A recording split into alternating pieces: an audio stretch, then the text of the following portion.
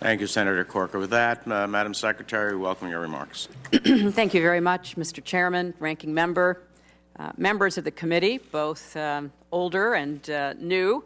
I'm very grateful for this opportunity, and I thank you very much for your patience to give me the chance to come and address these issues with you. As both the chairman and the ranking member have said, the terrorist attacks in Benghazi on September 11, 2012, that claimed the lives of 4 brave Americans, Chris Stevens, Sean Smith, Tyrone Woods, and Glenn Doherty, are part of a broader strategic challenge to the United States and our partners in North Africa. Today, I want briefly to offer some context for this challenge, share what we've learned, how we are protecting our people, and where we can work together to not only honor our fallen colleagues, but continue to champion America's interests and values. Any clear-eyed examination of this matter must begin with this sobering fact. Since 1988, there have been 19 accountability review boards investigating attacks on American diplomats and their facilities. Benghazi joins a long list of tragedies for our department, for other agencies, and for America. Hostages taken in Tehran in 1979, our embassy and Marine barracks bombed in Beirut in 1983, Khobar Towers in Saudi Arabia in 1996, our embassies in East Africa in 1998, consulate staff murdered in Jeddah in 2004, the Coast attack in 2009, and too many others. Since 1977, 65 American diplomatic personnel have been killed by terrorists. Now, of course, the list of attacks foiled, crises averted, and lives saved is even longer. We should never forget that our security professionals get it right more than 99% of the time against difficult odds all over the world. That's why, like my predecessors, I literally trust them with my life. Let's also remember that administrations of both parties, in partnership with Congress, have made concerted and good faith efforts to learn from these attacks and deaths, to implement recommendations from the review boards, to seek the necessary resources, and to do better in protecting our people from what has become constantly evolving threats. That is the least that the men and women who serve our country deserve. It's what, again, we are doing now with your help. As Secretary, I have no higher priority and no greater responsibility. As I have said many times, I take responsibility, and nobody is more committed to getting this right. I am determined to leave the State Department and our country safer, stronger, and more secure. Now, taking responsibility meant moving quickly in those first uncertain hours and days to respond to the immediate crisis, but also to further protect our people and posts in high-threat areas across the region and the world. It meant launching an independent investigation to determine exactly what happened in Benghazi and to recommend steps for improvement, and it meant intensifying our efforts to combat terrorism and figure out effective ways to support the emerging democracies in North Africa and beyond. Let me share some of the lessons we've learned, the steps we've taken, and the work we continue to do. First, let's start on the night of September 11th itself in those difficult early days. I directed our response from the State Department, stayed in close contact with officials from across our government and the Libyan government. So I saw firsthand what Ambassador Pickering and former Chairman Mullen called timely and exceptional coordination.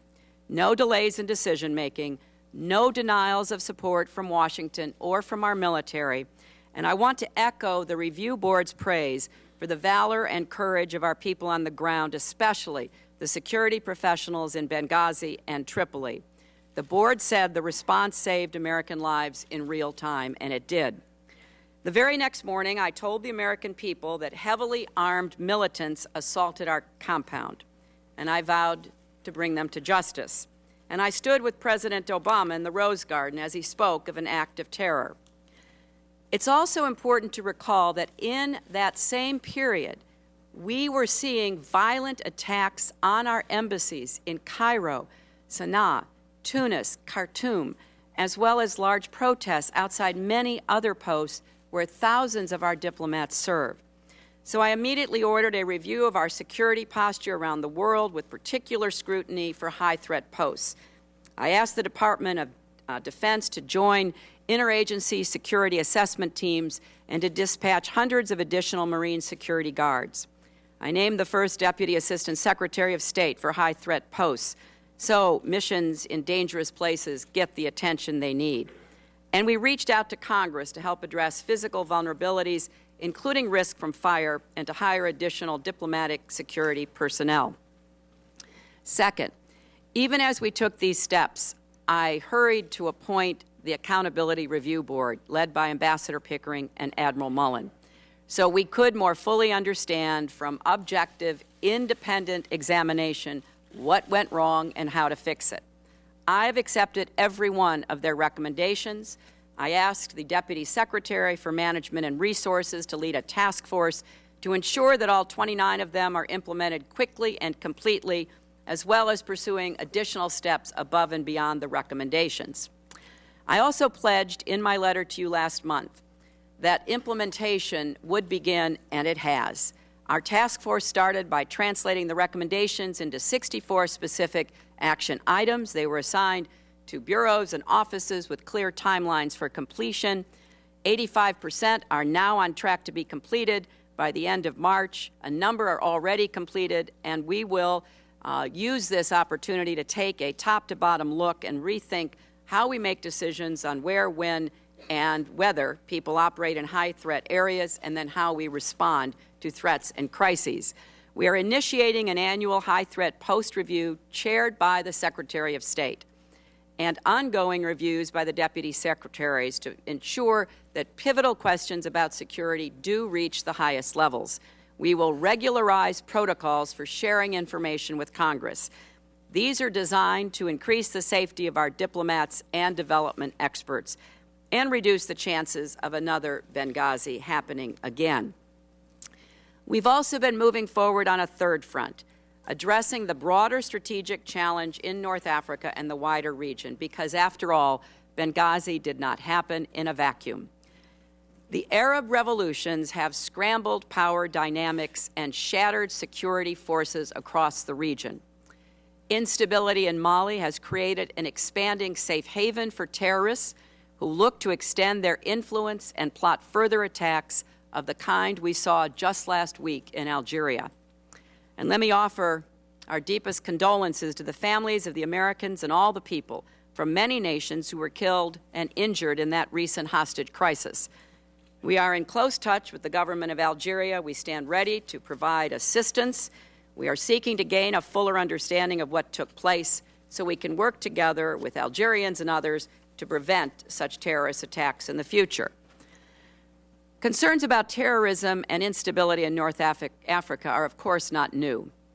They have been a top priority for the entire administration's national security team.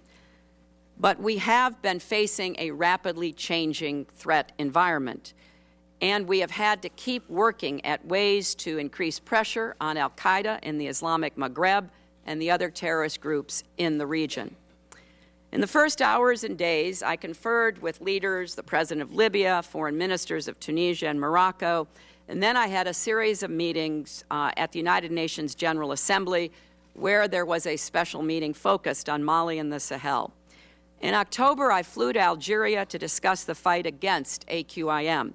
In November, I sent Deputy Secretary Bill Burns to follow up in Algiers, and then in December, in my stead, he co-chaired an organization we started to respond to some of these threats, the Global Counterterrorism Forum, which was meeting in Abu Dhabi, as well as a meeting in Tunis of leaders working to build new democracies and reform security services. We have focused on targeting al-Qaeda's syndicate of terror, closing safe havens, cutting off finances, countering extremist ideology, slowing the flow of new recruits. And we continue to hunt the terrorists responsible for the attacks in Benghazi and are determined to bring them to justice. We are using our diplomatic and economic tools to support these emerging democracies and to strengthen security forces and help provide a path away from extremism. But let me underscore the importance of the United States continuing to lead in the Middle East, in North Africa, and around the world. We've come a long way in the past 4 years, and we cannot afford to retreat now. When America is absent, especially from unstable environments, there are consequences. Extremism takes root, our interests suffer, our security at home is threatened. That's why I sent Chris Stevens to Benghazi in the first place. Nobody knew the dangers better than Chris. First during the revolution, then during the transition. A weak Libyan government, marauding militias, terrorist groups. A bomb exploded in the parking lot of his hotel, but he did not waver because he understood it was critical for America to be represented there at that time. Our men and women who serve overseas understand that we accept a level of risk to protect the country we love. And they represent the best traditions of a bold and generous nation. They cannot work in bunkers and do their jobs. So it is our responsibility to make sure they have the resources they need and to do everything we can to reduce the risks. For me, this is not just a matter of policy, it's personal.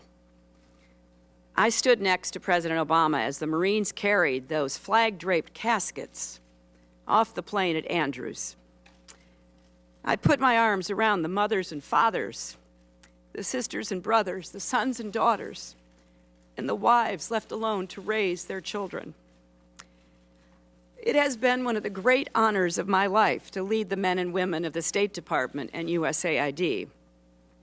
Nearly 70,000 serving here in Washington, more than 270 posts around the world. They get up and go to work every day, often in difficult and dangerous circumstances, because they believe, as we believe, the United States is the most extraordinary force for peace and progress the world has ever known. And when we suffer tragedies overseas, as we have, the number of Americans applying to the Foreign Service actually increases.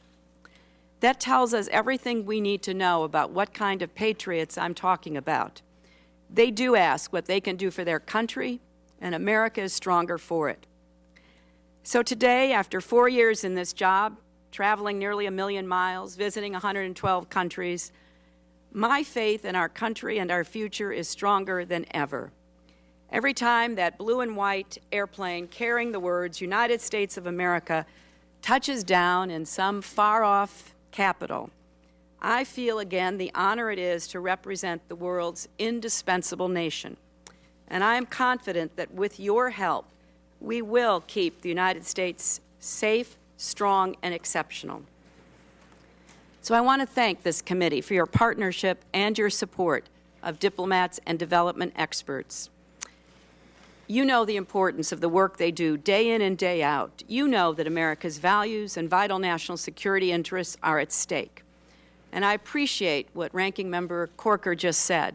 It is absolutely critical that this committee and the State Department, with your new Secretary and former Chairman, work together to really understand and address the resources, support, and changes that are needed to face what are increasingly complex threats.